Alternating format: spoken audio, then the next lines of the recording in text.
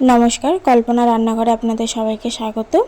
ইউটিউবে শ্রেয়া দিদি ভাই আমাকে খয়রা মাছ বানানোর জন্য বলেছিল, তো আমি আজকে আপনাদের সবার জন্য আর সেই দিদিভাইয়ের জন্য একটা খয়রা মাছের রেসিপি নিয়ে এসেছি। ভাপা তো আমরা অনেক খেয়েছি, ডিম ভাপা, ইলিশ ভাপা, অনেক রকমের ভাপা খেয়েছি। আমরা খয়রা মাছের ভাপা আজকে বানালাম। কি করে বানালাম, প্রথমে আমি মাছগুলো ধুয়ে নিয়েছি, খয়রা মাছগুলো। তার মধ্যে আমি সর্ষে লঙ্কা দিয়ে বেটে নিয়েছি, গোটা সর্ষে, সেই সর্ষে বাটা দিয়ে দিচ্ছি। আর এখানে দিয়ে দেব পরিমাণ মতো নুন, যেহেতু এটা আমি মাখিয়ে বসাবো। এখানে দিয়ে দিচ্ছি পরিমাণ মতো নুন আর দিয়ে দিচ্ছি হলুদ গুঁড়ো। দেওয়ার পরে এখানে আমি সর্ষের তেল দিয়ে দেব, যেহেতু গোটা সর্ষে মানেই সর্ষের তেল, কাঁচা সর্ষের তেল তো যাবেই। সর্ষের তেল দিয়ে দিচ্ছি। শ্রেয়া দিদিভাই যেমন আমাকে এই মাছটা বানানোর জন্য বলেছিলেন, আপনারাও আমাকে আপনাদের যদি কোনো রান্না জানার থাকে আমাকে কমেন্ট করে আপনারা জানাবেন। আমি চেষ্টা করব আপনাদেরকে সেই মাছটা বানিয়ে দেখাতে, বা অন্য কোনো রেসিপি সেটা বানিয়ে দেখাতে।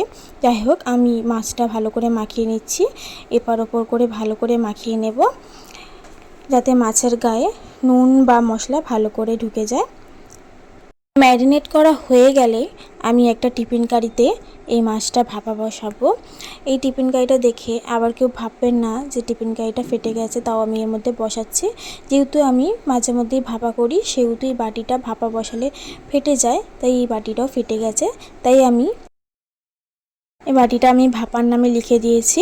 যাই হোক, আমি এখানে টিফিন কারিতে তুলে দিয়েছি। তুলে দেওয়ার পরে আমি এখানে বেশ কিছুটা কাঁচা তেল আর দুটো কাঁচা লঙ্কা দিয়ে আমি এটাকে ভাপা বসিয়ে দেবো।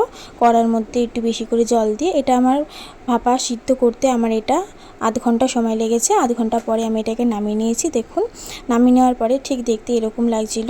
বাটির মধ্যে আমি ঢাকনা খুলেছি, ঢাকনা খুলে আমি আপনাদেরকে দেখাচ্ছি, এরকম দেখতে হয়েছিল। এটা খেতে কিন্তু অসাধারণ হয়েছিল, একবার গরম ভাতের সাথে খাবেন, জাস্ট অসাধারণ হয়েছিল। আর আপনাদের যদি কোনো রান্না জানার থাকে সেটা আমাকে কমেন্ট করে আমাকে জানাবেন, আমি চেষ্টা করব আপনাকে দেখানোর, আপনাদের সবাইকে সেটা শেয়ার করার জন্য। আপনারা যখন আমার রান্না কেমন হয়েছে সেটা আমাকে কমেন্ট করে জানান। সত্যিই আমার খুব ভালো লাগে যে আপনারা আমার পাশে আছেন, এইভাবেই পাশে থাকবেন। তো দেখা হবে নেক্সট অন্য কোনো রান্নার ভিডিও নিয়ে। ততদিন ভালো থাকবেন, সুস্থ থাকবেন। ধন্যবাদ।